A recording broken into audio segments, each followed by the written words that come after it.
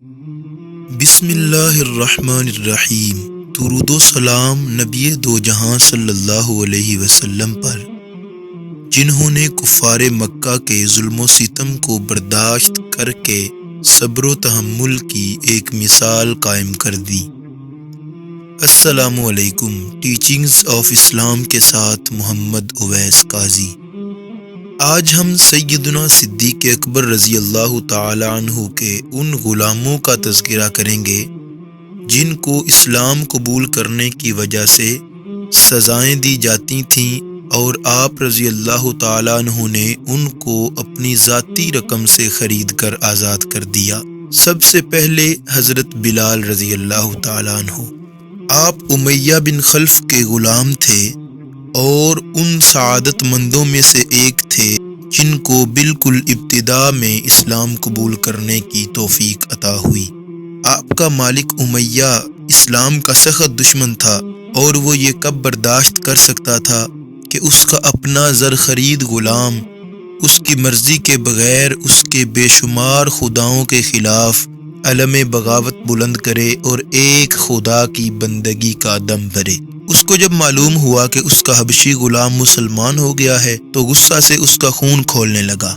اس نے عزم کر لیا کہ وہ اس جرم کی بلال کو اتنی سخت سزا دے گا کہ اس کا برداشت کرنا ممکن نہیں ہوگا۔ وہ مجبوراً اس نئے دین سے اپنا رشتہ توڑ لے گا۔ امیہ آپ کے گلے میں رسی ڈال کر آوارہ لڑکوں کے ہاتھوں میں پکڑا دیتا۔ وہ ان کا مذاق اڑاتے، مکہ کی گاڑیوں میں لے کر انہیں گھومتے اور انہیں گھسیٹتے، لیکن میخانہ وحدت کا یہ مستانہ کیف و مستی میں کھویا رہتا اور عہد عہد کے نعرے لگا کر کفر و شرک کے حواریوں کا منہ چڑھاتا رہتا۔ وہ بے شعور بچے رسی کو اس زور سے کھینچتے کہ بلال کی گردن پر گہری خراشیں پڑ جاتی اور خون بہنے لگتا۔ حضرت حسان بن ثابت رضی اللہ تعالیٰ عنہ بیان کرتے ہیں کہ میں جب اسلام قبول کرنے سے پہلے حج کرنے کے لیے مکہ میں آیا، میں نے بلال کو دیکھا کہ اس کے گلے میں ایک لمبی رسی تھی جسے بچوں نے پکڑا ہوا تھا، اور وہ اسے کھینچ رہے تھے، اور بلال کہہ رہے تھے احدن احدن انا اکفر باللات والعزى وحبل ونائلہ، وہ ایک ہے، وہ ایک ہے، میں لات، عزا، حبل اور نائلہ کی خدائی کا انکار کرتا ہوں۔ امیہ کا عذاب دینے کا دوسرا طریقہ یہ تھا کہ پہلے وہ آپ کو بھوکا اور پیاسا رکھتا، پھر دوپہر کے وقت جب دھوپ خوب چمک رہی ہوتی اور ریتلی زمین تانبے کی طرح تپ رہی ہوتی تو وہ آپ کو اس پر لٹا دیتا، پھر باری برکم پتھر آپ کی چھاتی پر رکھ دیتا اور کہتا یا تو محمد صلی اللہ علیہ وآلہ وسلم کا دین چھوڑ دو اور لات عزا کی عبادت شروع کر دو، اور یا اسی طرح تڑپتے رہو یہاں تک کہ تمہارا دم نکل جائے۔ آپ نیم مدہوشی کے عالم میں بھی یہی جواب دیتے احدن احدن انا لا اشرک باللہ شیئا انا کافر باللات والعزا، کہ وہ ایک ہے، وہ ایک ہے، میں اللہ کے ساتھ کسی کو شریک نہیں ٹھہراتا، میں لات اور عزا کا انکار کرتا ہوں۔ حضرت عمر بن عاص کہتے ہیں مررت ببلال وهو يعذب في رمضاء ولو ان بدعة لحم وضعت عليه لنضجت۔ ایک دفعہ میں بلال کے پاس سے گزرا جبکہ ان کو گرم کنکریوں پر لٹا کر عذاب دیا جا رہا تھا۔ وہ کنکریاں اتنی شدید گرم تھیں کہ اگر گوشت کا ٹکڑا بھی ان پر رکھا جائے تو ان کی حرارت سے پک جائے۔ اللہ اکبر۔ اس کے باوجود وہ کہتے تھے انا کافر باللات والعزا، میں لات اور عزا کو نہیں مانتا، میں ان کی خدائی کا انکار کرتا ہوں۔ امیہ یہ سن کر اور غصے میں آ جاتا اور ان کو مزید ستانے لگتا، ان کے گلے کو زور سے دباتا یہاں تک کہ وہ بے ہوش ہو جاتے۔ حضرت بلال جب شدت عذاب میں احدن احدن کے نعرے لگاتے تو کافر ان کو تلقین کرتے کہ اس اذیت سے بچنے کی ایک ہی صورت ہے کہ تم یہ کفریہ جملے کہو۔ آپ فرماتے میری زبان ان کو بول ہی نہیں سکتی، میری زبان ان کو بولنے سے قاصر ہے، میں معذور ہوں۔ ایک روز سرکار دو عالم صلی اللہ علیہ وسلم کا اس جگہ سے گزر ہوا جہاں پر حضرت بلال کو عذاب دیا جا رہا تھا، اور یہ کیف و مستی سے سرشار نیم مدہوشی کے عالم میں احدن احدن کے نعرے بلند کر رہے تھے۔ رحمت دو عالم صلی اللہ علیہ وسلم نے اپنے ظلم و ستم جھیلنے والے اس غلام کو یہ خوشخبری سنا کر مطمئن کیا کہ جس وحدہ لا شریک کے تم نعرے لگا رہے ہو وہی تمہیں اس دردناک عذاب سے نجات دے گا۔ یہاں پر علامہ حلبی نے کتنا پیارا جملہ لکھا ہے، وَقَانَ بِلَالُ بِقَوْلِهِ أَحَدٌ أَحَدٌ يَمْزُجُ مِرَارَةَ الْعَذَابِ بِحَلَاوَةِ الْإِيمَانِ، یعنی حضرت بلال احدن احدن کہہ کر عذاب کی تلخی میں ایمان کی مٹھاس کا امتزاج کر رہے تھے۔ اللہ اکبر۔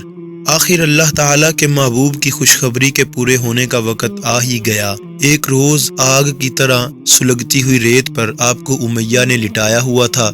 آپ کے سینہ پر باری چٹان رکھی ہوئی تھی کہ وہاں سے حضرت صدیق اکبر کا گزر ہوا۔ اپنے دینی بھائی کو اس حالت میں دیکھ کر دل بھر آیا اور امیہ کو فرمایا، اس مسکین کے بارے میں تم اللہ سے نہیں ڈرتے؟ کب تک اس بے کس پر یوں ہی ظلم و ستم کرتے رہو گے؟ امیہ بولا، اے ابو بکر، تو نے ہی اسے خراب کیا ہے، اگر تمہیں اس پر زیادہ ترس آتا ہے تو اس کو چھڑا لو۔